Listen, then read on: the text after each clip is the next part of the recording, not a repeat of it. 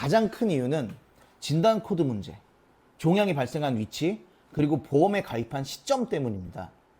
먼저 진단 코드 문제를 살펴보겠는데요. 병원에서 진단서를 받으면 질병 코드가 찍혀 나옵니다. 난소의 악성 신생물은 C56, 경계성 종양은 D39 같은 식으로 표기가 됩니다.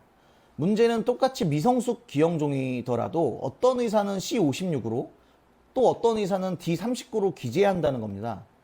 보험사 입장에서는 D39가 찍혀 있으면 경계성이니까 일반암 보험금은 줄 수 없다고 하거나 소외감만 해당한다고 주장하기 쉽습니다. 하지만 중요한 건 코드 하나가 아니라 병리 검사 결과입니다. 병리 보고서에 /3이라고 기재가 돼 있다면 암으로 보아야 하고, 실제로 법원 판례와 금융감독원 분쟁 조정에서도 이 부분을 근거로 일반암 보험금을 인정한 사례가 여러 차례 있었습니다. 두 번째 이유는 종양이 발생한 위치인데요. 미성숙 기형종은 주로 난소에서 발견되는데, 난소에서 발생한 경우에는 악성으로 인정되는 경우가 많아서 청구가 비교적 수월합니다. 하지만 같은 종양이 흉선이나 폐, 갑상선에서 생기는 경우라면 이야기가 달라집니다. 이런 장기에서는 경계성 코드가 붙는 경우가 굉장히 많고 보험사가 지급을 거절할 여지가 커집니다.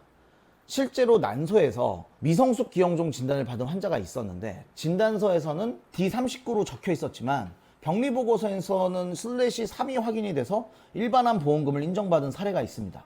반대로 흉선에서 같은 진단을 받은 환자는 경계성으로 처리가 됐고 소외감으로만 지급이 된 경우도 있었습니다. 결국 같은 병이라도 어디에서 발생했느냐에 따라 결과가 완전히 달라질 수 있다는 겁니다.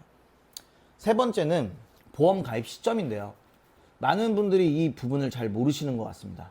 보험은 진단 시점이 아니라 가입할 당시의 약관이 기준이 되는데요.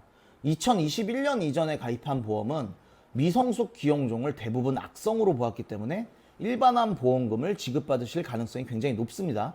하지만 2021년 이후에 판매된 보험 상품의 경우에는 그 기준이 일부가 바뀌어서 일부 미성숙 기형종을 경계성으로 분류하기도 했습니다. 그래서 최근에 가입한 보험일수록 보험사에서 거절할 가능성이 커지게 되는 것입니다. 같은 병이라도 가입 시점이 다르면 결과가 달라진다는 사실을 반드시 기억하셔야 합니다.